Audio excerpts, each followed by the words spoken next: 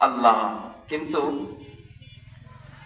এখন আসেন, এখানে ইমানের একটি প্রশ্ন। আমাদের মধ্যে একজন মুসলমান হওয়ার জন্য শর্ত হলো ঈমান নিয়ে আসা। আমরা বলে থাকি যে দিনদার হতে হবে, দিন কায়েম করতে হবে। আগের হুজুরে বলে গেছেন দিন কায়েম করতে হবে, কি বলেন? এখন এবার আসেন, আমরা দিন কায়েম যে করব, শুরুর দিকে কিছু বুঝের কথা বলে নেই, কি বলেন? একটু গুরুত্ব দিয়ে শোনেন। আমরা যে দিন কায়েম করব, দিনটা আসলে কি? দেখেন, একজন মুসলমান আমাদের সমাজে যদি তসবি তাহলিল শুধু তসবি নিয়ে ঘুরে, আমরা বলি যে অমুক অনেক বড় দিনদার।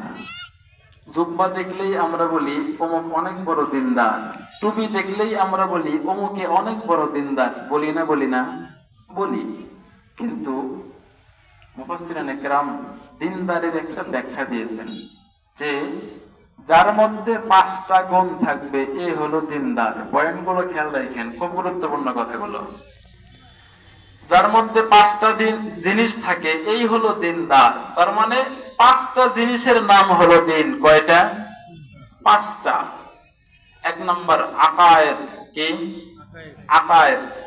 2 নম্বর ইবাদাত। 3 নম্বর আখলাক। 4 নম্বর মুআমালাত। 5 নম্বর মুআশারাত।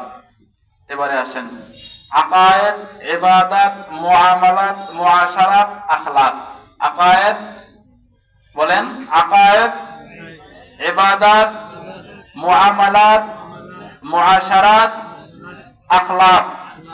মানুষ কম আছেন, অল্প আছেন, ক্লাস সিস্টেম হোক, কিছু শিখে যান।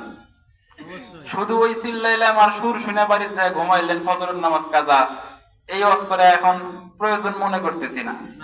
প্রয়োজন হইলে লোকজন আসতেছে, পরে ইনশাআল্লাহ হবে। আপাতত কিছু শেখেন, কারণ আমরা দিনী মাহফিলে আসছি, অনেক কিছু আমাদের শেখার আছে, অনেক কিছু আমাদের শেখার আছে।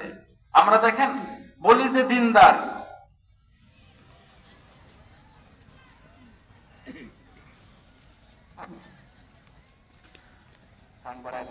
ঠিক থাকতে হবে। এখন আকায়েদ কি জিনিস? আল্লাহ পাক রব্বুল আলামিন কুরআনুল কারীমের মধ্যে বলেন, আলোচনা শেষ পর্যন্ত হবে ইনশাআল্লাহ। আকায়েদ নিয়ে আলোচনা হবে, ইবাদত নিয়ে আলোচনা হবে, মুআমালাত নিয়ে আলোচনা হবে, মুআশারাত নিয়ে আলোচনা হবে, আখলাক নিয়ে আলোচনা হবে ইনশাআল্লাহ। এজন্য পয়েন্টগুলো ধরে দিলাম, মনে রাখেন।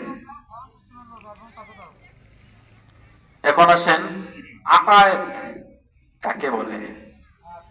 প্রথমে আল্লাহ পাক রব্বুল আলামিন কুরআনুল কারীমের মধ্যে বলেন, ইয়া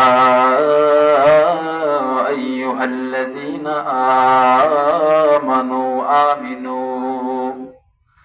আল্লাহ পাক রব্বুল আলামিন কুরআনুল কারীমের মধ্যে বলেন, ও ঈমানদারেরা। এই রেকর্ডারের লোক কোথায় আছেন? মাইকওয়ালা মনোযোগী হন। আলোচনা আর ঘন্টাখানেক চলবে ইনশাআল্লাহ।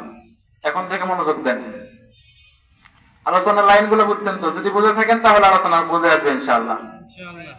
আল্লাহ পাক রব্বুল আলামিন কুরআনুল কারীমের মধ্যে বলেন, ইয়া আইয়ুহাল্লাযীনা আমানু আমিনু। আল্লাহ বলেন, ও ঈমানদারের দল, ঈমান আনো, ঈমান আনো। মুফাসসিরিনে কেরাম ব্যাখ্যা করতে গিয়ে বলেন, এ মুসলমান শুনে রাখেন, ঈমানদারকে ঈমান আনতে বলতেছে। তার মানে আল্লাহ পাক বলতেছেন, ইয়া আইয়ুহাল্লাযীনা আমানু আমিনু, হে ঈমানদারেরা তোমরা ঈমান আনো। তার মানে ঈমানদারদেরকে আল্লাহ পাক রব্বুল আলামিন